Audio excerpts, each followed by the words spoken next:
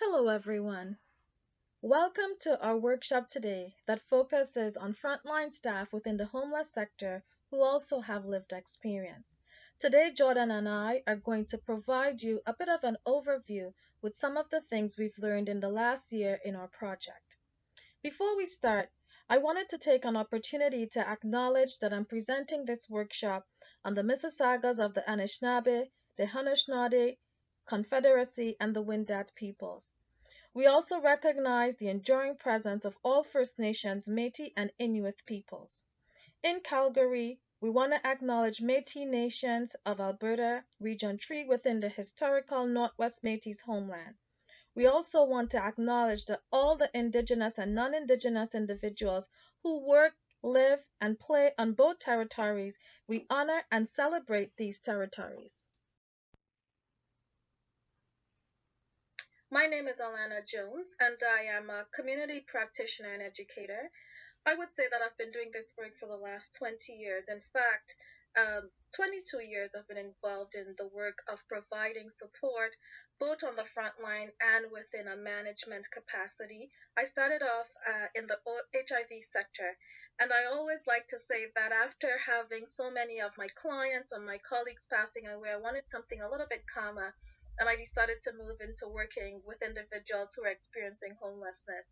After being at Fred Victor for the last 16 years, I recognize that it is actually much more chaotic in that so many individuals are dealing with not just the issue of homelessness, but addiction, mental health, family breakdown, really a combination that is quite chaotic at best. But I do know that in my work and in the number of individuals working on the front lines, we continue to see so much success in the clients that we provide support with.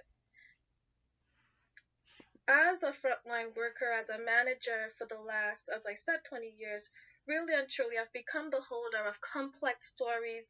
I'm a first responder, an ongoing crisis manager, and I've been really fortunate in the last year or so to be working in conjunction with my colleague Jordan, where we've been working with the University of Toronto on an exciting project that looks at the psychological stressors impacting frontline staff. But specifically for us, we've zoned in a little bit on individuals who have lived experience, who are also frontline staff themselves. So I now present to you Jordan.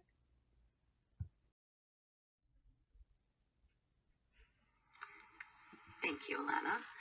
So my name is Jordan Knapp. I am a social work researcher and systems reform advocate. I finished my Master's of Social Work 2 years ago at the University of Calgary, where I was studying international community development. So for the last 12 years, I've worked as a social service worker with a background in policy development, frontline management, and harm reduction. Additionally, I've been involved in a research project examining psychosocial stressors in frontline populations. Most recently, I was employed at an assisted isolation site for individuals experiencing homelessness with a positive COVID diagnosis or close contact diagnosis. And currently, I work as a research assistant at the University of Calgary and an organizational coaching consultant for Health Excellence Canada.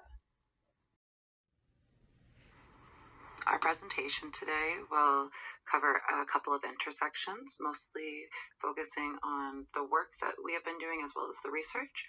Alana and I have both had the opportunity to work alongside staff with lived experience, Alana in a managerial position and myself in a frontline position, as well as her and I have both been involved in working on this research project, examining psychosocial stressors for individuals with lived experience within the homeless sector. So what is lived experience? In this case, we are discussing lived experience of homelessness. So that is the personal and direct firsthand experience gained from experiencing homelessness. We also would like to recognize that not all experiences of homelessness are ubiquitous, and therefore not everyone who's experienced homelessness has experienced mental health disruptions or addiction, but oftentimes those are common intersections that exist within people experiencing homelessness. Additionally, I would really like to mention my positionality. While I come from a research background and an academic background, I have not experienced homelessness, and therefore the information I'm able to provide you with today is based entirely on my own work experience and the research we've been conducting. The the value of lived experience. Lived experience is invaluable on all levels of social work. Individuals with lived experience bring unique perspectives and experiences and approaches to the work, as well as provides a very strong opportunity for trust building, community building, relationship building, connection making. We find that peer support remains critical in ending homelessness, and individuals who have experienced homelessness with lived experience working in the homeless sector are often able to identify systemic gaps from a lived experience that, from a research standpoint or from a policy development standpoint, can often be missed. We also want to take a moment to acknowledge the hard work of our colleagues and peers working within the homeless sector who have lived experience, and it's critical that we do not keep our peers and our colleagues in low-paying jobs. Especially, we need to be creating opportunities to train and mentor them or support them in whatever way that could be. We have found best practice is often to allow an opportunity for staff to share their experiences, whether that be with a buddy or a manager, but it's integral that that takes place on workplace time, as individuals have their own personal lives, especially coming from a position of lived experience. They have the potential to have, complex personal lives and personal experiences, and we want to be able to create a safe place within the work environment to be able to support our individuals so we can meet all of the goals within the social service sector, as well as breaking down some of those power dynamics.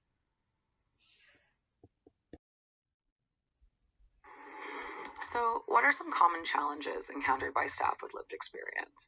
There's this idea that potentially they do not require ongoing support as they have, left homelessness, and at that point are considered to be, a colleague and employee that potentially does not require support. Additionally, managers also consider individuals with lived experience to know it all and kind of be the experts. And we really want to note that absolutely people with lived experience are the experts of their own personal experiences. However, because homelessness is not ubiquitous and is certainly not universal, and those experiences are not universal, it's very important to recognize that there's complexities surrounding homelessness, and one cannot be an expert in all things that are experienced by all people experiencing homelessness. Additionally, colleagues, coworkers, peers can view these individuals as potentially less qualified or less capable, but conversely, they can also be considered more qualified or more capable, which is an unfair thought process when thinking about our colleagues or our staff, because with our clients, we always want to be meeting people where they're at, and this goes as well for staff, especially staff with lived experience. It is not fair and it is not appropriate within the social service context to not train these individuals and have these expectations on these individuals, or not offer support to these individuals, but still have expectations of, success in terms of like goal meeting within the organization. Additionally, there are many potential triggers that are presented in frontline work. I know myself, I've had a number of interesting and traumatic experiences that resulted from frontline work, and this is one of those things that is across the board in all of the sectors when we're supporting our homeless populations. And one of the things that we really want to talk about is the potential situations, circumstances, environments, anything that could be brought up that could be a potential trigger that could be missed by management as it's considered normal within the sector. But for somebody coming from a lived experience of homelessness, which often includes, trauma, as well as, some adverse childhood experiences, these could be missed by managers, and therefore those individuals are then slipping through the cracks and accessing more stress leave, more time off, whatever it may be.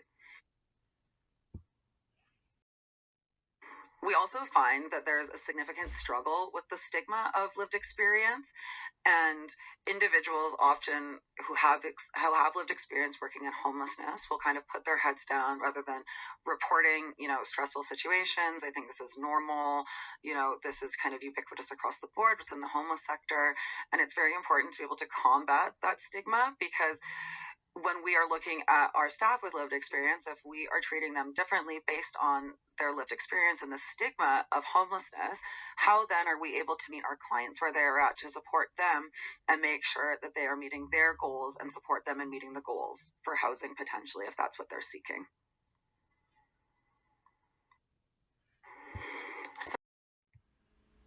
Thank you. Thank you so much, Jordan. As Jordan said, this project is exciting for a number of reasons. It's not just focused in one particular area, it's across Canada, and we've been fortunate to be in 7 cities, right? Ranging from St. John's, New Brunswick, we're in Thunder Bay, Ontario, we're out in Edmonton, and we're also here in Toronto. Specifically, for this survey, we've had thus far about 534 surveys filled out by frontline staff who are working on the front lines within the homeless sector. We've also had the opportunity to interview more than 20 administrators across Canada, also sharing their experience and their perspective of what the work looks like for them. They've also shared with us some of the supports, and Jordan will talk a little bit about that later. You know, we have had 29 organizations participate in this research, and that ranges from homeless drop ins, we have shelters that have participated, case management programs, mental health support programs, again, all of them situated within the homeless service sector. Of the individuals who have responded to our survey, 23.6% have indicated that they have had lived experience with homelessness as well as being a frontline worker. And really, that accounts for about a quarter of the individuals who have participated in the project. A little bit of demographics, we have 69% of the individuals identifying as female, 31% identifying as male. And again, it's easy for us to highlight here that individuals identifying as female are overrepresented in the social service sector, or what we like to say the helping profession. We're also thrilled to know that within the individuals who have responded to our survey, we have 40.9%. For me, I always like to see about 50% of the individuals are coming to this work with training in terms of social work, social service work, or social service worker programs across the country. And that's really reassuring that there's a good balance. Some of the things that this research told us were not always what we thought. So we were able to dispel some of the myths about who was at the work, who was at the front line really providing service, right? 133 individuals identified as having lived experience. And Jordan talked about this a little bit about the stigma that is attached to homelessness. And that is not just being attached to those who are seeking service, but also those who are providing service.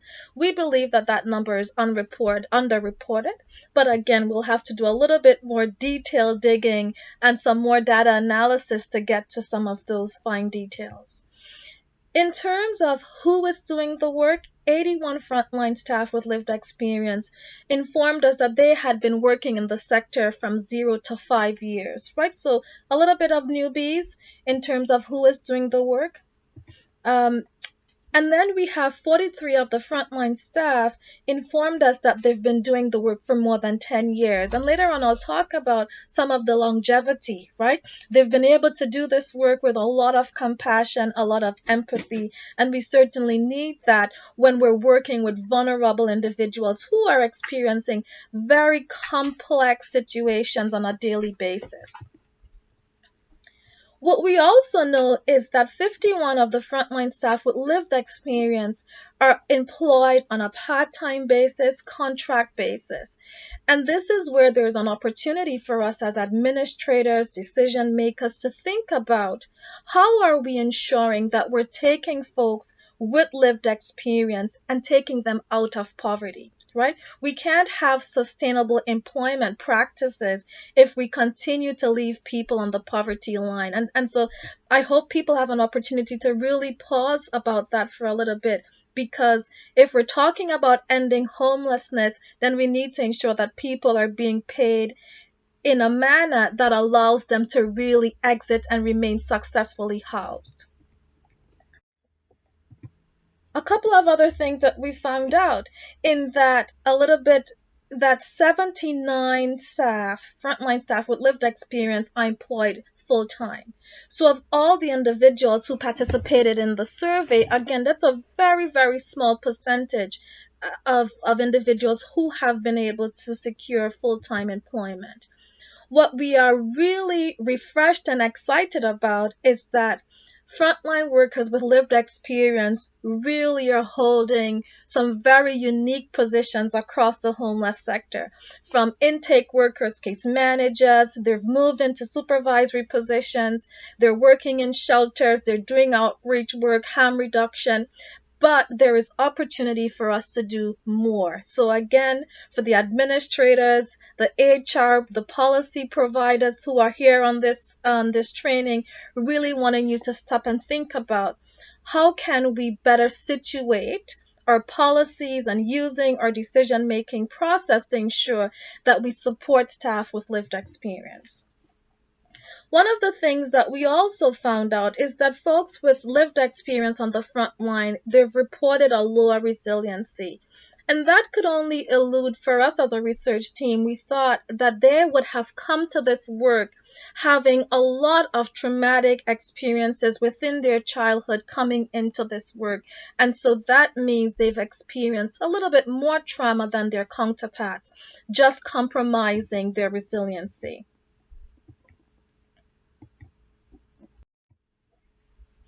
You know, what's also fascinating about our project is that we were able to establish some things that we didn't think were there.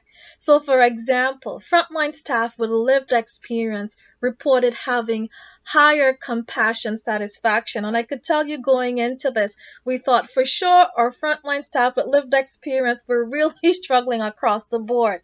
But they said to us, hold on, we're really finding satisfaction at the end of our 9 hours of work, sometimes 8.5. Some people are doing 12-hour shifts. At the end of the day, they're passionate about what they're doing. They have empathy, right?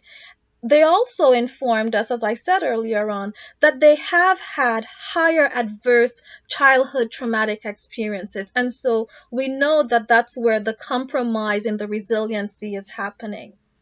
The other thing is that they reported lower burnout. Again, that was a bit of a surprise for us because we thought for sure you're coming to this work, you have lived experience, you're going to be burnt out. And they said, actually, no, we're not burned out, right? But what they did say to us is that along with their counterparts who did not have lived experience is that secondary stress in this work is extremely high. And I know Jordan also talked about that earlier. It continues to be a very stressful environment in which our frontline workers within the homeless sector work. In terms of employees' response to stress, we know that there's a lot of underreporting that happens within the workplace. And we know that that very well might be coming from that stigma that's attached to the work in regards to homelessness, right? This notion that, you know what, you've been there, you've done that, get over it. It's actually part of the work that you do, right? The other thing is that people fear returning to homelessness. So just some of the stress, they're just kind of going to get in, do their work, and get out and not think about it too much, right? So what we see is then an increase in the stress leave requests. We see increases in the sick time. And I know for myself, in my role as director, that's often a sign that something is off. Are individuals saying to me, well, you know what, it's because of my lived experience? Many of the folks are actually coming to this work not identifying to begin with as having lived experience, right?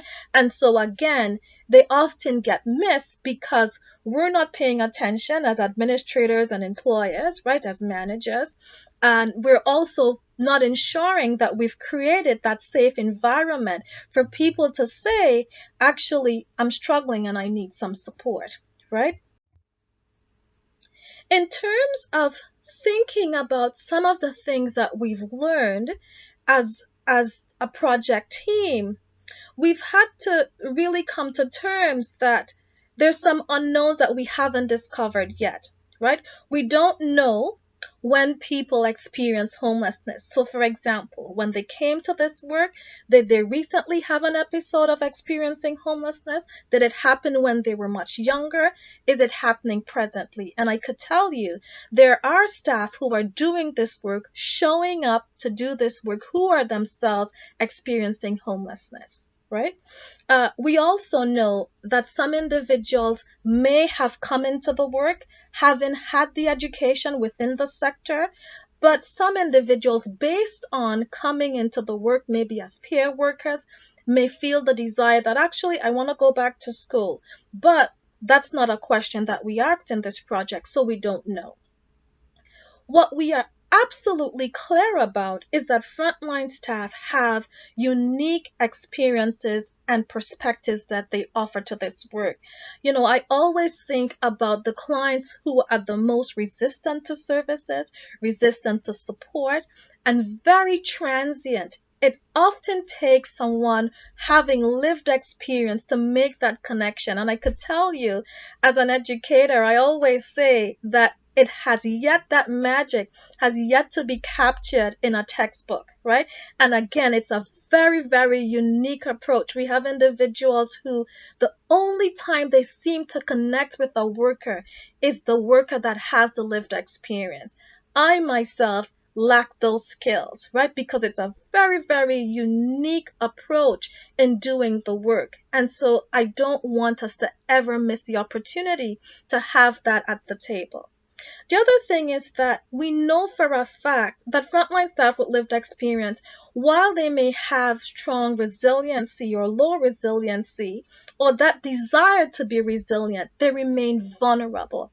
And so there is an important role that we have to play in ensuring that we create environments to build that resiliency, we create the opportunities to train folks up, we create the opportunities to really capture and utilize frontline staff who have lived experience here within the homeless sector to really work towards ending homelessness in a meaningful way, right? Because we often say happy employees, right, make the best employees. But what does that mean? We're so good at cliches within this sector, but how do we translate some of the learnings that we have gathered and then put it into practice? So again, we know for a fact that we cannot have a stress-free work environment because of all of the chaos that happens, but we certainly can create a stress-less environment that ensures that people build resiliency, feel satisfied when they're doing this work, experience less burnout, and continue to be satisfied every day while they provide support to vulnerable populations. I thank you so much for joining Jordan and I in our presentation, and we're looking forward to hearing your questions.